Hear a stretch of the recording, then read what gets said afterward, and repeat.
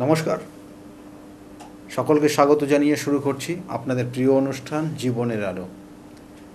দেখুন, কিছু কিছু তিথি নক্ষত্র পঞ্জিকা মতে দেখবেন একটা নির্দিষ্টভাবে অবস্থান করে। সেই রকমই অর্থাৎ কার্তিক সংক্রান্তির দিন আমরা দেখবেন যে কার্তিক পুজো করে থাকি। এই তিথিটা যথেষ্ট গুরুত্বপূর্ণ এবং এই বিষয়ে অনেক কিছু আলোচনা আজকে করব। কারণ দেখবেন যে অনেকের বাড়িতেই কার্তিক পুজো হয় এবং অনেক মায়েরা তার সন্তান কামনার জন্য কার্তিকের পুজো করে থাকেন। তিনি দেব সেনাপতি, অর্থাৎ দেবতাদের তিনি সেনাপতি ছিলেন এবং তার কারণে তার জন্মগ্রহণ, অর্থাৎ এই যে জন্মগ্রহণের পিছনে কিন্তু রয়েছে দেবতাদের রক্ষা করার জন্য তার জন্ম। কারণ এক সময় কিন্তু সেই অসুরদের হাত থেকে রক্ষা করার জন্য এই কার্তিকের জন্ম হয়। এবং এর সঙ্গে সঙ্গে বেশ কিছু আলোচনা জায়গা রয়েছে তার পরবর্তীতে, অর্থাৎ কার্তিকের বিবাহ সেক্ষেত্রে কেন হলো না, তার পিছনে কী কারণ ছিল এবং তারপরে সে তার বসবাস কোথায় করলো এবং সেখানেও মাতা পার্বতী এবং পিতা মহাদেব সেখানে গিয়ে অবস্থান করলো এবং সেখানে তার নির্দিষ্ট জায়গা এবং সেখানে সেটা জ্যোতির্লিঙ্গ বলে কিন্তু সেটা প্রচলিত এবং সেখানে তার সঠিক নিয়ম মেনে সেখানে পুজো হয়। তা যাই হোক, এগুলো আমি আজকের আলোচনার মধ্যে রাখবো, সেই জন্য বললাম। কারণ প্রথম অবস্থায় দেখুন, কার্তিক সংক্রান্তির দিন কার্তিকের পুজো হয়, এটা আপনারা জানেন। এবং এর সঙ্গে সঙ্গে এই যে কার্তিকের বলা হচ্ছে যে দুর্গা পুজোর সময়ও মায়ের হাত ধরে কার্তিক যখন আসেন, কার্তিক থাকেন সেখানে, গণেশ থাকেন সেখানে, সেখানে লক্ষ্মী থাকেন সেখানে, সরস্বতী থাকেন। তো সেখানে সকলের পরিবারের সকলের মিলিয়ে সেখানে কার্তিকেরও পুজো হয়। কিন্তু বিশেষ পুজো যেটা হয় কার্তিক সংক্রান্তিতে পুজো হয়। এবং এই জন্য এখানে বলা হয় যে বিভিন্ন পুরাণ তথ্য অনুযায়ী, এবং সেই পুরাণ তত্ত্বে কোথাও কোথাও বলা হচ্ছে যে কার্তিককে সুব্রাহ্মণ্য নামেও কিন্তু অভিহিত করা হয়েছে। প্রকৃতপক্ষে তিনি দেব সেনাপতি এবং যুদ্ধের দেবতা এবং সকল হিন্দুদের ঘরে পরম পূজনীয় এই যে কার্তিক, এবং এই কার্তিক যিনি তার পৌরুষত্ব রয়েছেন এবং তার সঙ্গে সঙ্গে শিব এবং আদি পরম শক্তি পার্বতীর পুত্ররূপে বিভিন্ন জায়গায় তিনি কিন্তু পূজিত হচ্ছেন।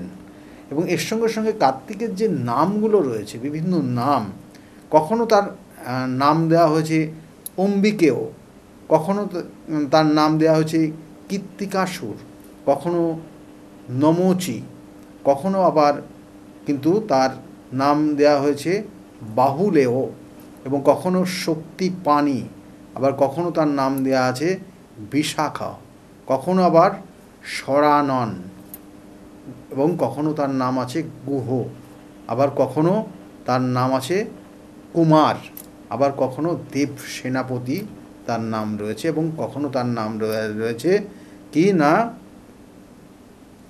গৌরী সুতা। তাহলে এই নামগুলো কিন্তু তার দেওয়া আছে, অর্থাৎ তাকে এই নামে কিন্তু অনেক মানুষ, অনেকে বা সেই পুরাণ তত্ত্ব অনুযায়ী তাকে কিন্তু ডাকা হতো। এবং এখানে বলছে যে পুরাণ অনুযায়ী কার্তিকের যে গায়ের বর্ণ ছিল সেটা কিন্তু হালকা হলুদ বর্ণের। আপনি দেখবেন যে মণ্ডপে যে পুজো হয় এবং কার্তিক পুজোর দিন দেখবেন যে হালকা হলুদ বর্ণের তার গায়ের রং রয়েছে এবং তিনি চিরকুমার। এই যে বর্ণটার মাধ্যমে তাকে বোঝানো হয়েছে তিনি চিরকুমার। তবে পুরাণ মত কিছু কিছু ক্ষেত্রে তার বিবাহের উল্লেখ কিছু কিছু ক্ষেত্রে পাওয়া যায়, অর্থাৎ তার কিন্তু বিবাহ, এটা কিন্তু দ্বিমত রয়েছে অনেক ক্ষেত্রে। এবং সৌন্দর্য এবং তার সঙ্গে সঙ্গে শৌর্য, এই দুটি তার জীবনের বৈশিষ্ট্য। এবং অর্থাৎ এই যে চিরকুমার বলুন বা তার যে সুন্দর চেহারা এবং তার মধ্যে যে পুরুষত্ব ভাব, এটা বিশেষ করে দক্ষিণ ভারতের মানুষ ভীষণভাবে গুরুত্ব দেয়। এবং এর সঙ্গে সঙ্গে আমাদের প্রত্যেকের নিজেদের বাড়িতেও কিন্তু সেই পূজা পাঠের জায়গা চলে, বহু বাড়িতে কিন্তু এটা হয়। এবং এর সঙ্গে সঙ্গে বলা হচ্ছে তার নাক, জিভ, ত্বক ছাড়াও একাগ্রতা মন, অর্থাৎ তার মধ্যে যে নিষ্ঠা, তার মধ্যে যে একাগ্রতা, সে যেমন যুদ্ধ জয়লাভ করার জন্য লাগে, তার জীবনে সাকসেস পাওয়ার জন্য যেটা লাগে, সেটা কিন্তু তার মধ্যে রয়েছে। অর্থাৎ এই একাগ্রতা এবং সঠিক দিশা, সঠিক লক্ষ্য এবং নির্দিষ্টভাবে স্থির করা তার মধ্যে আছে। অর্থাৎ আমরা যাকে পুজো করব, যাকে স্মরণ করব, তার মধ্যে কি কি গুণ রয়েছে যেটা আমরা পাওয়ার চেষ্টা করব, এটাই হচ্ছে উদ্দেশ্য। তাহলে সেই জায়গাগুলো রয়েছে এবং তার হাতে থাকে বর্ষা এবং তীর ধনুক, অর্থাৎ নিজে আত্মরক্ষার জন্য এবং অপরকে সঠিকভাবে রক্ষণাবেক্ষণের জন্য তার হাতের কিন্তু ওই অস্ত্রটা আছে। এবং এখানে বলছে যে এই কার্তিক পূজার যে বিভিন্ন বলছে পুরাণে কথিত রয়েছে, ব্রহ্মার বরে মহা তেজস্বী তারকাসুরকে নিধনের জন্যই কিন্তু তার এই পরম শক্তিশালী যোদ্ধা কার্তিকের জন্ম হয়েছে। অর্থাৎ ব্রহ্মার বলে কিন্তু এই তারকাসুর যার জন্ম হয়েছিল এবং তার মধ্যে যথেষ্ট তেজ ছিল, তার মধ্যে অনেক বিষয় ছিল যেটা কোনো দেবতারা তাকে হত্যা করতে পারবে না, বা তাকে হত্যা করার মতো তার কোনো কারোর ক্ষমতাই নেই। এবং সেটা এই ব্রহ্মার বলে তিনি কিন্তু বলিয়ান হয়েছিলেন। এবং তখন এই তারকাসুর এতটা অত্যাচার শুরু করেছিলেন সমস্ত দেবতাদের ওপর, তারা কিন্তু অতিষ্ঠ হয়ে গেছিল। এবং সেক্ষেত্রে পরবর্তীতে এই তারকাসুর বধ করার উদ্দেশ্যে কিন্তু জন্মগ্রহণ করেছিল এই কার্তিক। এবং এই কার্তিকের এই জন্মগ্রহণ বৃত্তান্ত নিয়ে বহু কাহিনী রয়েছে। কারণ এমন এক সুপুরুষ জন্মগ্রহণের প্রয়োজন যে কিনা দেব সেনাপতি হবে এবং যে কিনা এই অত্যাধিক পাওয়ারফুল যে পরাক্রমী এবং এই যার নাম তারকাসুর, তাকে বধ করবে। এবং সমস্ত দেবতারা এক হয়ে তখন সিদ্ধান্ত নিল কি করলে কি হবে। এবং সেখানে আদেশ আসলো, অর্থাৎ ব্রহ্মার আরেকটা জায়গার থেকে সে ব্রহ্মার যে উপদেশ দিলেন এবং সেখানে বললেন যে তারা সম্মিলিতভাবে একটা সিদ্ধান্তে উপনীত হলো যে এখন একটা সন্তান চাই এবং সেই সন্তান হতে হবে পার্বতী এবং মহাদেবের, যে কিনা এই তারকাসুরকে বধ করতে পারবে। এবার মহাদেব শিব তিনি নিজে তো ধ্যানে মগ্ন, তার সন্তান কি করে তার ধ্যান যতক্ষণ না ভাঙা হবে। এবং পার্বতীও কিন্তু চাই তাকে স্বামী হিসাবে পাওয়ার জন্য, এবং তিনিও কিন্তু যথেষ্ট বিভিন্ন ধরনের বিভিন্ন কর্মও করে থাকেন যাতে তাকে পাওয়া যায়। এই মতো অবস্থায় এই উপদেশ যখন আসলো সবার তরফ থেকে তখন, বা এই সিদ্ধান্ত যখন আসলো তখন সবার তরফ থেকে, তখন কিন্তু পার্বতীর আদেশ দিলেন কাকে না, কামদেবকে। বলল তোমার বাণ মহাদেবের ওপর নিক্ষেপ করো, তিনি ধ্যানে মগ্ন আছেন, তার ধ্যান ভেঙে যাবে এবং তার কামনা বাসনা তৈরি হবে। এবং যখনই সঙ্গে সঙ্গে নিক্ষেপ করলেন কামদেব, তখন সঙ্গে সঙ্গে তার ত্রিনেত্র দিয়ে মহাদেব যে অগ্নির শিখা বার করলেন, যে অগ্নির শিখাতে কিন্তু এই কামদেব ভস্মীভূত হয়ে গেলেন। এবং তারপরে অনেক কাহিনী রয়েছে, কিন্তু এই ভস্মীভূত হওয়ার পরে তারপরে একটা সময় কিন্তু সেই পার্বতীর সঙ্গে মহাদেবের কিন্তু সুসম্পর্ক তৈরি হল। এবং সেখানে সেই সন্তান, যে সন্তানের মধ্যে তেজস্বী ক্ষমতা রয়েছে এবং এই সন্তান হওয়ার পরেও কিন্তু সেখানে বিভিন্ন ধরনের বিভিন্ন কাহিনী রয়েছে, এবং সেই সন্তান কোথায় কার কাছে রাখবে, কীভাবে থাকবে, এটা কিন্তু বিভিন্ন ব্যাপার মানে তার মধ্যে আমাদের এই কাহিনীর মধ্যে রয়েছে। সেগুলো নিয়ে আজকের আলোচনা করব না। এবং সেই সন্তান ধীরে ধীরে কিন্তু সরোবরের একটা নির্দিষ্ট জায়গায় সেখানে কিন্তু সে জন্ম হওয়ার পর সে বড় হতে লাগলো, এবং একটা সময় এই তারকাসুরকে তিনি দেব সেনাপতি হয়ে তাকে বধ করেছিলেন। সেই জন্য তার নাম দেব সেনাপতিও রয়েছে। এবং এর সঙ্গে সঙ্গে বলছে ভারতীয় পুরাণগুলির মধ্যে স্কন্দ পুরাণে কার্তিকের বিষয়ে সবিস্তার, এই যে আমি আজকে যে আলোচনা যেগুলো বললাম, এই স্কন্দ পুরাণের মধ্যে কিন্তু সম্পূর্ণভাবে রয়েছে। এবং কিছু কিছু ক্ষেত্রে মহাভারত এবং তামিল সাহিত্যেও কার্তিকের কিছু কিছু তথ্য পাওয়া যায়। আর কার্তিক পুজো আপনারা জানেন প্রতি বছরের কার্তিক সংক্রান্তির দিন এটা হয়ে থাকে। এবং এই কার্তিক পুজোর এই অর্থাৎ কার্তিক মাসের দেখবেন পূর্ণিমা তিথির থেকে শুরু হয় একদম কার্তিক পুজো পর্যন্ত। এই দিন বিভিন্ন জায়গায় দীপাবলি উৎসব ওঠে বা দীপাবলি উৎসব হয়, যেটাকে বলা হয় দীপ দীপাবলি। এই দীপ দীপাবলি বেনারসে ভীষণভাবে এটা দেখা যায়। এবং তাছাড়াও কিন্তু এই দীপ দীপাবলির অনুষ্ঠান মানে সারা কার্তিক মাস ধরে হয়, যেখানে মল্লিকার্জুনে অর্থাৎ শ্রীশৈলম, এবং এই শ্রীশৈলমে কিন্তু যেটা অন্ধ্রপ্রদেশে রয়েছে, এবং এখানে এটা শিবের জ্যোতির্লিঙ্গ। কারণ এটারও একটা কাহিনী রয়েছে। কারণ এই কার্তিক এবং গণেশ দুজন যখন বড় হতে লাগলো, তখন গণেশ এবং কার্তিক দুজনই তার পিতা মাতা অর্থাৎ পার্বতী এবং মহাদেবের কাছে গিয়ে বলল যে আমাদের বিবাহের ব্যাপারে, অর্থাৎ তাদের বিবাহের ব্যাপারে বলল। এবার কার বিবাহ আগে হবে এটা নিয়ে একটা কিন্তু সংশয় জায়গা দেখা দিল, প্রশ্নচিহ্ন আসলো। তখন পার্বতী এবং মহাদেব নিজে তার সন্তানদেরকে বললেন যে সারা ব্রহ্মাণ্ড যে প্রথম ঘুরে আসতে পারবে তার সর্বপ্রথম বিবাহ দেওয়া হবে, এবং এই নির্দেশ তোমরা যদি মানতে পারো তাহলেই বিবাহ আমরা দেব, এবং সেই অনুযায়ী বিবাহ হবে। তার সঙ্গে সঙ্গে কার্তিক তার ময়ূর বাহন, ময়ূর নিয়ে সে কিন্তু ছুটতে লাগলো, এবং সারা ব্রহ্মাণ্ড সে ঘুরতে লাগলো চারিদিকে। আর গণেশ কী করলো, তার বাহন ইঁদুরকে নিয়ে পিতা এবং মাতা অর্থাৎ মাতা পার্বতী এবং পিতা মহাদেব তার চারিদিকে 3 বার ঘুরে নিল। ঘুরে নিয়ে বলল যে আমি তোমাদের কাছ থেকে জেনেছি মাতা পিতাকে যদি প্রদক্ষিণ করা যায় তাহলে সারা ব্রহ্মাণ্ড ঘোরা যায় বা ঘোরা হয় বা তার মতো ফল পাওয়া যায়।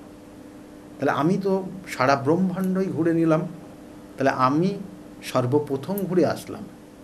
এবং সেই অনুযায়ী এই গণেশকে কিন্তু মাতা পার্বতী এবং মহাদেব তাকে বিয়ে দিয়ে দিলেন, প্রথমেই বিয়ে দিলেন, এবং সিদ্ধি এবং ঋদ্ধির সঙ্গে তার বিবাহ হয়ে গেল।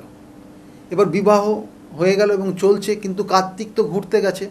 কার্তিক যখন ঘুরে আসছে তখন আসার আগেই সে রাস্তায় শুনে গেছে যে তার ভাই গণেশের বিবাহ হয়ে গেছে, এবং এটা খুব দুঃখ কষ্টদায়ক তার ক্ষেত্রে লেগেছিল। এবং সে যখন অভিমান করে সে বাড়িতে না ঢুকে সে চলে গেছিল বাইরে, এবং শ্রীশৈলম এই অন্ধ্রপ্রদেশে সেখানে গিয়ে তিনি অবস্থান করেছিলেন এবং সেখানেই থাকতেন অভিমানে। কিন্তু মায়ের মন, মাতা পার্বতীর সেই কষ্ট দুঃখ এবং কান্নাকাটি, সে কিন্তু মহাদেবকে নিয়ে সেই শ্রীশৈলমে গিয়ে অবস্থান করেছিল, এবং সেখানে কিন্তু কার্তিককে খোঁজার চেষ্টা করেছিল এবং খুঁজে পেয়েছিল। এবং এক সময় তারা যখন কান্নাকাটি করছিল ঘরে একটা নির্দিষ্ট জায়গায়, তখন কার্তিকও সেটা শুনে কার্তিকের খুব বেদনা হয়েছিল, এবং তারপর থেকে কিন্তু সেখানে সেই শিব এবং পার্বতী প্রকট, সেখানে কিন্তু সেই জ্যোতির্লিঙ্গ শিবের, সেটা এই 12 জ্যোতির্লিঙ্গের মধ্যে একটা জ্যোতির্লিঙ্গ। এবং সেখানে যেখানে কার্তিকের অবস্থান রয়েছে, কার্তিক সেখানে থাকতেন। সেই জন্য কার্তিক মাস ধরে সারা মাসে সেখানে কিন্তু খুব দারুণভাবে সেখানে পুজো পাঠ হয়। সারা কার্তিক মাস ধরে সেখানে দীপাবলির অনুষ্ঠান হয় এবং সারা কার্তিক মাস ধরে শ্রীশৈলম খুব সুন্দরভাবে সেজে ওঠে। এবং এই বছরের এই কার্তিক মাসই সেখানে দেখবেন। এবং তাছাড়াও প্রত্যেক দিন যেখানে শিবের পুজো অবশ্যই হয় এবং সেই সঙ্গে বিভিন্ন নিয়ম নীতি মেনে সেখানে পুজো হয়। তাই এই কার্তিক মাস বা এই কার্তিকের বিভিন্ন বর্ণনা বিভিন্ন ক্ষেত্রে দেওয়া যায়। এবং তার সঙ্গে সঙ্গে বেনারসেও কিন্তু জানেন যে এই পূর্ণিমার দিন থেকে একদম কার্তিক পুজো পর্যন্ত বেনারসের সমস্ত ঘাটে এবং মন্দিরেও, অর্থাৎ যে কাশীর বিশ্বনাথ মন্দির যেটা আপনারা জানেন, সেখানে কিন্তু এই সময় দীপাবলি চলে। তাহলে এইগুলো প্রত্যেকটা কার্তিক পুজো উপলক্ষেই হয়। এবং এই নির্দিষ্ট যোগ, যে নির্দিষ্ট যোগ সন্তান যাদের নেই, কারণ এই সন্তান কামনা করা, এই কার্তিকের জন্মবৃত্তান্ত আপনি যদি দেখেন তাহলে সেক্ষেত্রেও কিন্তু খুব যে জায়গাতে যেভাবে জন্মগ্রহণ করেছে এবং সেই জন্মগ্রহণের মধ্যেও কিন্তু একটা চ্যালেঞ্জের জায়গা ছিল কার্তিকের এই জন্মগ্রহণের জায়গার থেকে। এবং এই জন্য বলা হচ্ছে কার্তিক হিন্দুদের উর্বরতার দেবতা, অর্থাৎ জীবনের সাকসেস, লাইফের সফলতা, জীবনের সফলতার এক দেবতা হচ্ছেন এই কার্তিক। কারণ তার মধ্যে ধৈর্য রয়েছে এবং তার মধ্যে পুরুষত্ব ভাব যে জায়গাটা সেটা রয়েছে, তার মধ্যে নির্দিষ্ট লক্ষ্য পূরণ করার একটা যে বল, মানসিক বল, সেটা রয়েছে। সেই জন্য তার উর্বরতার প্রতীক বলা হয়, অর্থাৎ সাকসেস বা জীবনের সমৃদ্ধি পাওয়ার জন্য এই কার্তিকের পুজো করা হয়। এবং এর সঙ্গে সঙ্গে কার্তিক পূজার মাধ্যমে বলা হয় দম্পতি যাদের সন্তান আসে না, তার সেই সন্তান তারা প্রার্থনা করে কার্তিকের মতোই, যাতে কার্তিকের মতো তার জীবনের তাদের সন্তান আসে। এবং পুরাণ মতে কার্তিকের ব্রত করে ভগবান শ্রীকৃষ্ণকে পুত্ররূপে লাভ করেছিলেন। এবং এখানে বলা হচ্ছে বিভিন্ন কাহিনী রয়েছে এবং সেক্ষেত্রে বলা হচ্ছে যে কার্তিকের মতো সন্তান পাওয়ার উদ্দেশ্যে কিন্তু হিন্দু পুরাণ তত্ত্বে বলা হচ্ছে স্বামী স্ত্রী তারা সর্বদাই চায় এবং যাদের সন্তান নেই তারা কিন্তু এই কার্তিক পুজোর মাধ্যমে তার মতো সন্তান কামনা করেন স্বামী স্ত্রীরা। এবং এর সঙ্গে সঙ্গে বলছে যে এই কার্তিক পুজোর অনেক ক্ষেত্রে অনেকে দেখবেন যে দম্পতিদের সন্তান আসছে না, তারা অনেক সময় এই কার্তিক পুজোর মাধ্যমে তারা সন্তান লাভ করে থাকেন। তাই এই জন্য কিন্তু এই কার্তিক পূজার দিন খুবই খুবই গুরুত্বপূর্ণ যারা সন্তান এখনও পাননি। এবং এর সঙ্গে সঙ্গে বলছে ব্রহ্মা এবং সাবিত্রীর মেয়ে ষষ্ঠী, কারণ এই তিথিগুলো কিন্তু খুব গুরুত্বপূর্ণ। আমি বলবো ব্রহ্মা এবং সাবিত্রীর মেয়ে দেবী ষষ্ঠীর সঙ্গে কিন্তু কার্তিকের বিবাহ হয়েছিল এবং এই কার্তিকের তিনি স্ত্রী হচ্ছেন ষষ্ঠী। তাই ষষ্ঠীর তিথিতে দেখবেন অনেক মায়েরা সন্তানদের যাতে ভালো হয় তার জন্য ষষ্ঠী পুজো করেন। এবং এর সঙ্গে সঙ্গে বলছে জন্ম এবং জন্মসূত্রে সেই কারণেই হয়তো বঙ্গদেশের সন্তান লাভের আশায় কার্তিক পুজো করে থাকেন। এবং অর্থাৎ দেবতাদের সেনাপতি তিনি, অসীম শক্তির কিন্তু দেবতাও তিনি ছিলেন এবং এই জন্যই রক্ষাকর্তা হিসাবে অনেকেও কিন্তু এই কার্তিককে পুজো করে থাকেন।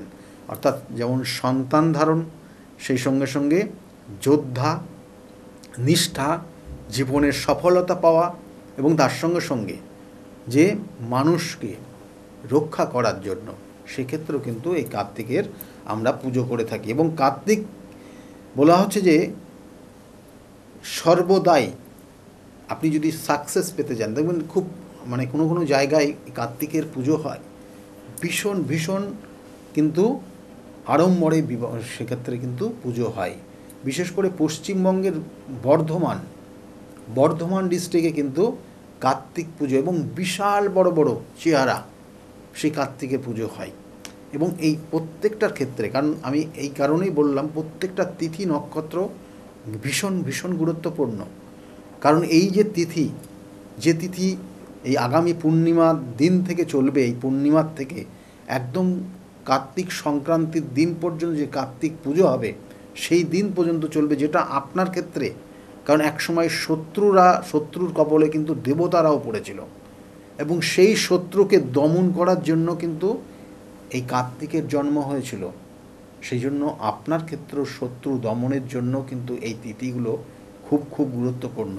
তারপরে যাদের সন্তান আসছে না, সেই সন্তানের ক্ষেত্রেও কিন্তু এই তিথিটা কার্তিক পূর্ণিমার থেকে কার্তিক সংক্রান্তি তিথি খুব গুরুত্বপূর্ণ। এবং কারণ আমি এই গুরুত্ব কেন বলছি, যাদের ক্ষেত্রে সমস্যা রয়েছে তাদের প্রতিকার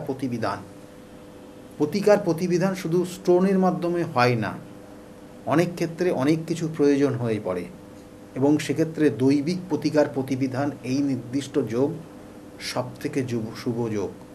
আপনি দেখা গেল যে আপনার ক্ষেত্রে এমন কিছু সমস্যার মধ্যে, জটিল সমস্যার মধ্যে পড়ে গেছেন, সেখান থেকে হয়তো বেরিয়ে আসতে পারছেন না, কিন্তু এই তিথি খুবই গুরুত্বপূর্ণ, যেটা আগামী সংক্রান্তি পর্যন্ত। এবং এর সঙ্গে সঙ্গে দেখবেন যে জীবনের চাওয়া পাওয়া, সফলতা, সমৃদ্ধি লাভ, একটা স্টুডেন্ট, একটা ছাত্র বা একটা ছাত্রী, সে পড়াশোনা করছে কিন্তু তার যে লক্ষ্য ঠিক নেই, অবশ্যই লক্ষ্যকে ঠিক রাখতে হবে, যেটা আমরা কার্তিক থেকে পাই। কার্তিক, এই দেব সেনাপতি কার্তিকের থেকে আমরা কিন্তু সেই নির্দিষ্ট লক্ষ্য, নির্দিষ্ট যে এম, সেটা পাই। সেই জন্য তার হাতে কিন্তু দেওয়া আছে তীর ধনুক, এবং সেই তীর ধনুকের মাধ্যমে সে কিন্তু সেই তারকাসুর, যে কিনা দেবতাদেরকে অত্যাচার করতে শুরু করেছিল এবং তারা অতিষ্ঠ হয়ে গেছিল, এবং একমাত্র সেই তারকাসুরকে কিন্তু তিনিই বধ করেছিলেন, যেটা অন্য কেউ পারেনি, এবং তার কারণে তার দেব সেনাপতি আখ্যাও দেওয়া হয়েছিল। তাহলে সেই জায়গাগুলো প্রত্যেকে আমরা, দেখুন, আমরা একটা নির্দিষ্ট লক্ষ্য নিয়ে ছুটি প্রত্যেকেই। আপনি যদি লক্ষ্য ভ্রষ্ট হন বারংবার, তাহলে আপনি আপনার জীবনের সাকসেস পাবেন না। সেই জন্য আমি বারবার বলি, সঠিক প্রতিকার, সঠিক প্রতিবিধান, সঠিক গাইডলাইন জীবনকে পরিবর্তন করতে পারে। যদি মনে করেন আমার সঙ্গে আপনি যোগাযোগ করবেন, তাহলে নিচের যে বুকিং নাম্বার যাচ্ছে, ওই বুকিং নাম্বারে ফোন করে আপনি জানতে পারবেন কোন সময়ে কোন চেম্বারে আপনারা পাবেন আমাকে। কারণ আপনারা, আমার চেম্বারগুলো একটু আপনাদেরকে বলে দিই। প্রত্যেক রবিবারের দিন কাঁচরাপাড়া রয়েছে 2টো থেকে 6টা, প্রত্যেক সোমবার ব্যারাকপুর রয়েছে 4টে পর্যন্ত, এবং 5টা থেকে 8টা পর্যন্ত শ্রীরামপুর চেম্বার, মঙ্গলবার কালীঘাটের চেম্বার, বুধবার আপনারা হাওড়া ময়দানে পাবেন, কখনো মেচেদা পাবেন, বৃহস্পতিবার কৃষ্ণনগরের চেম্বার, শুক্রবার হাতিবাগানের চেম্বার। এছাড়াও আপনারা বহরমপুর, বর্ধমান এবং তারাপীঠও পাবেন। কখনো কখনো আপনারা কামাখ্যাতে পাবেন এবং কখনো কখনো আপনারা বেনারসও পাবেন। এবং বিভিন্ন কাজের উদ্দেশ্যে আমি বিভিন্ন জায়গায় যাই, যেটা আপনাদের যাতে নির্দিষ্ট তিথি নক্ষত্র দেখে তার প্রতিকার প্রতিবিধান করা হয়। এবং এর সঙ্গে সঙ্গে বলবো যে বহু মানুষ তারা প্রতিকার প্রতিবিধান নিয়ে আজকের জায়গায় দাঁড়িয়ে ভালো রয়েছে। তাদের মুখ থেকেই শুনুন তারা কতটা ভালো রয়েছে আজকের জায়গায় দাঁড়িয়ে। আর আগামী দিনগুলো প্রত্যেকের খুব শুভ হোক, শুভকামনা রইল। এবং কার্তিক পুজো খুব ধুমধামের সঙ্গে আপনি আপনার বাড়িতে যদি করেন, তাহলে শুভত্ব অবশ্যই হবে, এবং সেটা সম্পূর্ণটা আপনাদের ওপর ডিপেন্ড করছে। সকলেই ভালো থাকবেন। নমস্কার। ডক্টর গৌতম শাস্ত্রী আর 5জন অ্যাস্ট্রোলজারের থেকে কেন তিনি আলাদা? স্বাভাবিকভাবে আপনাদের মনে এই প্রশ্ন আসতেই পারে। দূর দূরান্ত থেকে নানান সমস্যায় জর্জরিত মানুষ ছুটে আসেন তার কাছে। গ্রহদোষ হোক কিংবা কাল সর্পদোষ, অথবা ধরুন মাঙ্গলিক দোষ কিংবা অন্য যে কোনো সমস্যা, তারা জানেন সব সমস্যা স্থায়ী সমাধানে এক এবং অদ্বিতীয় ডক্টর গৌতম শাস্ত্রী। চলুন আজ আপনাদের সাথে পরিচয় করিয়ে দিই এমন কিছু মানুষের এবং শুনে নিই তাদের কথা। আমার বাবা 2021 সালে প্রথমবার স্যারের কাছে আসেন, আর মানে বাবার ব্যাপারে যে প্রেডিকশনগুলো করা হয়, মানে প্রত্যেকটা প্রেডিকশন প্রচণ্ড অ্যাকিউরেট ছিল। তারপরে তো বাবার বিভিন্ন কাজে মানে স্যার হেল্প করেছেন, যেগুলোতে রেমিডি দিয়ে প্রত্যেকটা কাজই তারপর মানে খুব আমরা ফলও পেয়েছিলাম। তারপর মা আমায় নিয়ে আসে। আমার ব্যাপারেও স্যার যে প্রত্যেকটা প্রেডিকশন করে প্রত্যেকটাই এতটাই অ্যাকিউরেট ছিল, মানে অনেকটা অবাক করার মতোই অ্যাকিউরেট ছিল। আর মানে মনে হয়েছিল আরও আগে আসলেই ভালো হতো, আরও অনেক কিছু বেটার হতে পারতো। কিন্তু তারপরে যখন রেমিডি নেওয়ার পরে আর প্রচণ্ড অনেক রকম ফল পেয়েছি আমি, আমার মা, আমার বাড়িরও সবাই এসেছে, মানে সবাই অনেক ভালো ফল পেয়েছি। আর মানে স্যার শুধুমাত্র ফলের দিক থেকেই না, এখানে এসে পুজো দিয়ে স্যারের ব্যবহারও খুব ভালো। আর মানে প্রত্যেকটা জিনিসের ক্ষেত্রে তিনি মানে খুব অ্যাটেন্টিভ, খুব ভালোভাবে শোনেন, প্রত্যেকটা জিনিসে সেভাবেই সলিউশন দেয়। তো আমি এসে তো খুব ভালো ফল পেয়েছি। আপনারা যদি দেখে থাকেন, আসবেন, মানে অবশ্যই ফল পাবেন। অনুপ চন্দ্র, আমি ডক্টর গৌতম শাস্ত্রী স্যারের সাথে বিগত 6 বছর ধরে মানে যোগাযোগে আছি। আমি যখন কলেজে স্টুডেন্ট ছিলাম তখন থেকে স্যারের কাছে কনসালটেশন নেই। পড়াশোনাতে ওনার গাইডেন্সের মাধ্যমে আমি বিটেক কমপ্লিট করি, তারপরে আরও কিছু পড়াশুনো করছি এখন। সাথে সাথে কেরিয়ারে ওনার প্রচুর গাইডেন্স পেয়েছি। ওনার গাইডেন্সের মতো আমি এখন একসাথে 3খানা ব্যবসা প্যারালালি রান করছি। 3টেই কিন্তু ইন্ডিয়ার বাইরে, নট অনলি ইন ইন্ডিয়া, 3টেই ইন্ডিয়ার বাইরে। এখন একটা ছোট অ্যাচিভ করেছি। রিসেন্টলি আমি একটা গাড়ি কিনেছি, যেটা Volkswagen কোম্পানি, 25 lakhs অ্যান্ড অ্যাবাভের। পরবর্তীকালে বেশ কয়েকটা গোল আছে। স্যারের গাইডেন্সের মাধ্যমে সেই গোলসের ওপরে আমি টাইম টু টাইম কাজ করছি। ওনার কনসালটেন্সিটা এতটাই ভালো কি আপনাকে উনি মান্থ টু মান্থ বলতে পারেন কি কোন সময়ে আপনি কিভাবে রিঅ্যাক্ট করবেন, কিভাবে এক্সিকিউট করবেন নিজের কাজ। যদি আপনি সেই কাজগুলো সেই ওনার কথা অনুযায়ী আপনি যদি এক্সিকিউট করেন, ডেফিনেটলি আপনার গোলটাও টাইম মতো কমপ্লিট হবে। আর আমি সবাইকে এটাই বলবো, যদি আপনারা বিশ্বাস করে আসেন তবেই কিন্তু হবে। যদি বিশ্বাস থাকবে না থাকে তাহলে কিন্তু কোনো কিছু হবে না। আপনাকে সেই বিশ্বাসটা রাখতে হবে। নমস্কার, আমি শ্রাবণী দাস, আমি হালিশহর থেকে আসছি। স্যারের এখানে আমি খুব বেশি দিন আসছি না, তবে আমার ফ্যামিলির অনেককে নিয়ে আমি এখানে এসেছি। এখানে এসে স্যারের কাছ থেকে আমি অনেকভাবে উপকৃত হয়েছি। যেমন আমার এক কাজিন, ওর অফিসের কোনো প্রবলেম হচ্ছিল, ও কোনোভাবে সিটি হচ্ছিল না অফিসের কোনো কাজের। স্যার বলেছিলেন যে ও পুরনো যেখানে কাজ করছে সেখান থেকেই ওর কাজ, আবার ওখান থেকে ওকে ডাকবে এবং সেখানেই ও স্থিতি হবে। সেটাই হয়েছে। আবার আমার আরেক রিলেটিভের গাইনিক কোনো প্রবলেম হচ্ছিল, সেই প্রবলেমও উনি যা বলেছিলেন যে সেই প্রবলেম ঠিক হয়ে যাবে, সেই প্রবলেম ঠিক হয়ে আমাদের ফ্যামিলিতে এখন নতুন একজন মেম্বার আসছেন।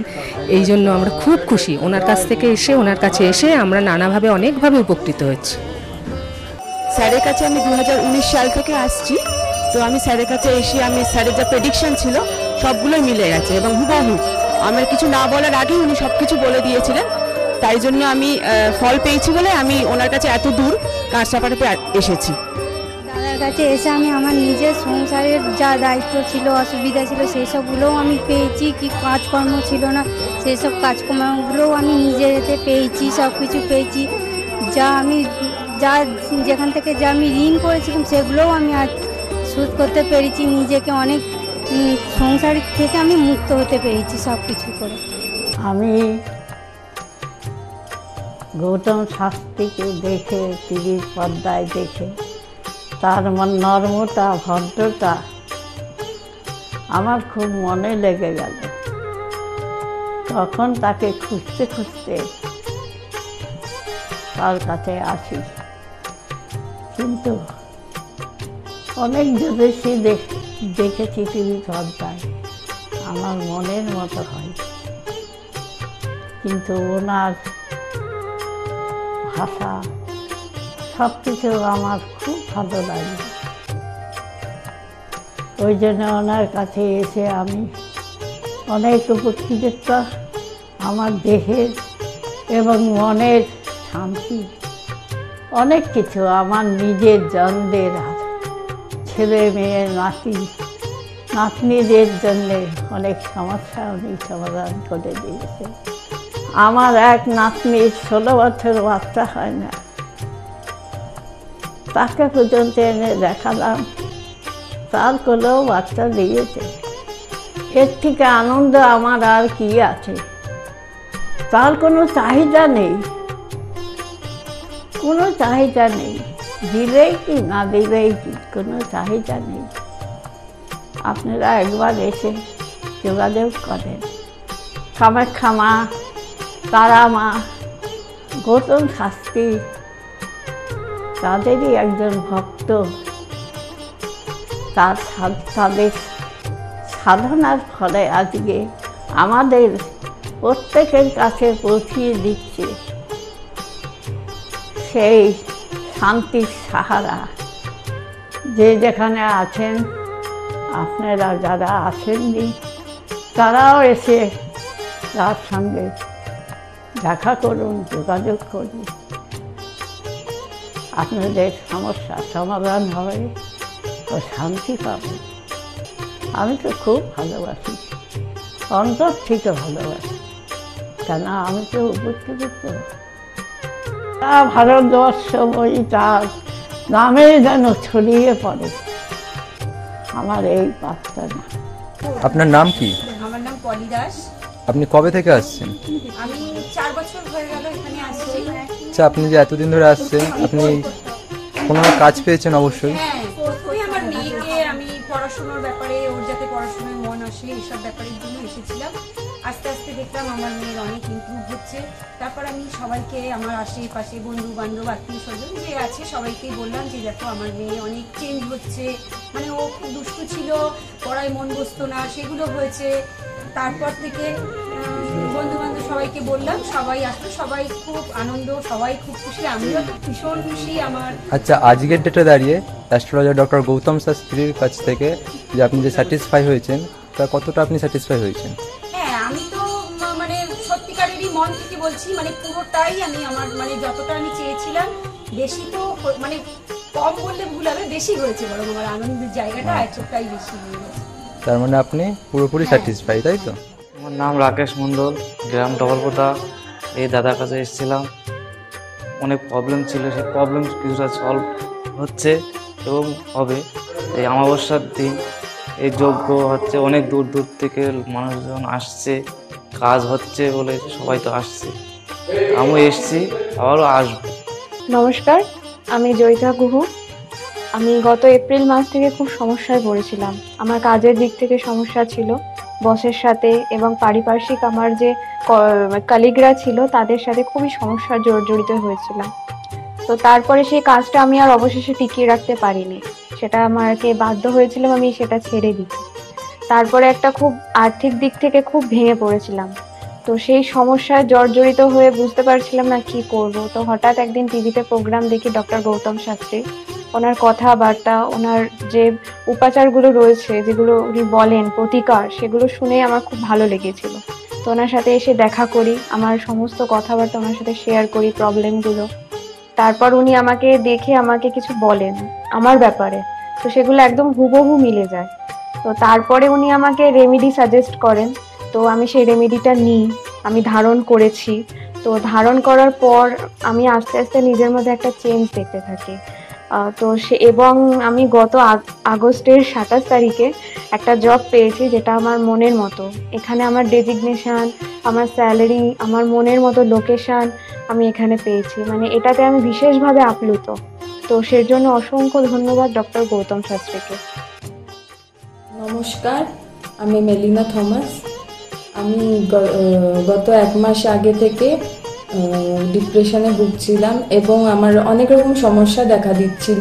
আমি আমার মায়ের থ্রু থেকে জানতে পারি ডক্টর গৌতম শাস্ত্রীর কথা, এবং আমি সেখানে আমার প্রবলেমগুলো নিয়ে আসি এবং তার কথা মতো আমি প্রতিকারগুলো করি এবং সেই কথা মতো আমি চলতে থাকি।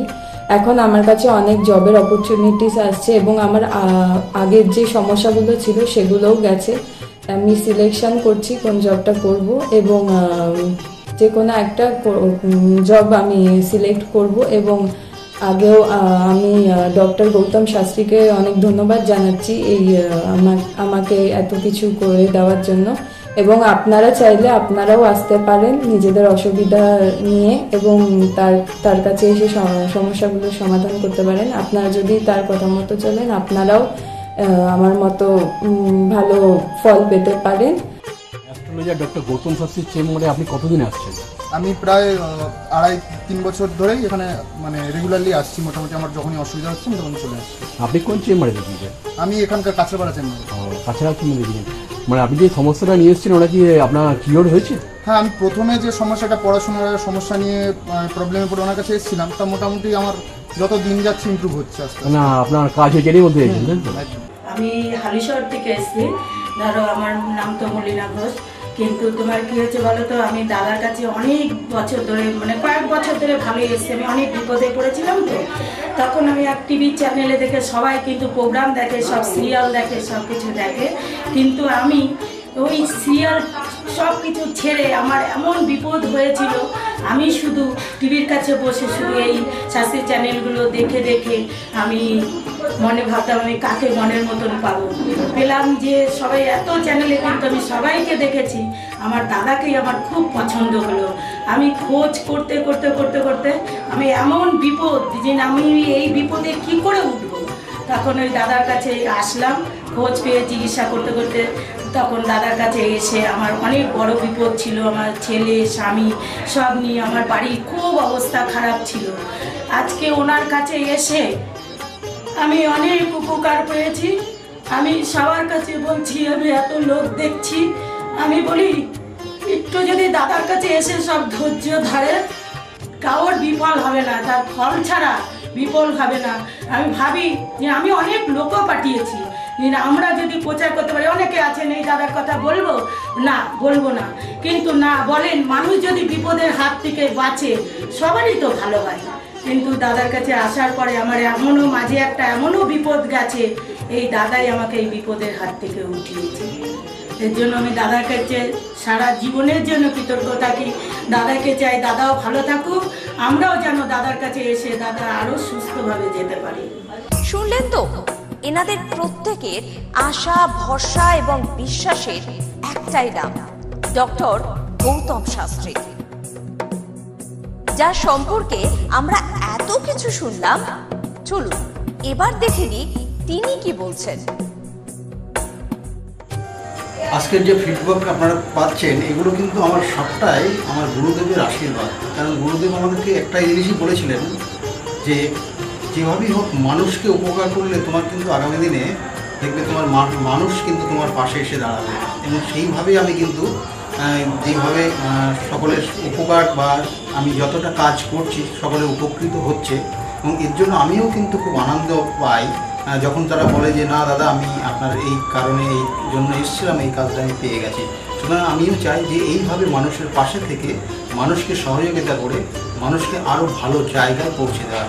যাদের খুব দুঃখের মধ্যে কষ্টের মধ্যে আছে তাদেরকে কিছুটা গাইড করে তারা যদি আরও ভালো জায়গায় যেতে পারি এবং ভালো জায়গায় তাদেরকে যদি নিয়ে যেতে পারি, এটাই হচ্ছে আমার মেন উদ্দেশ্য। অর্থাৎ তারা যদি আরও ভালো জায়গায় যেতে পারে, সেখান থেকে যে আনন্দ উপভোগ করতে পারবো আমি, সেটা কিন্তু চিরস্থায়ী থেকে যাবে। তাহলে আর দেরি কেন, চটপট ফোন করুন 9836410969 অথবা 8335805241 এই নাম্বারে। শুধুমাত্র একটি ফোন, যা পাল্টে দিতে পারে আপনার গোটা জীবন। জ্যোতিষবিদ, বাস্তুবিদ, হস্তরেখা বিশারদ ও spiritual guide doctor Gautam Shastri, এক এবং অদ্বিতীয়।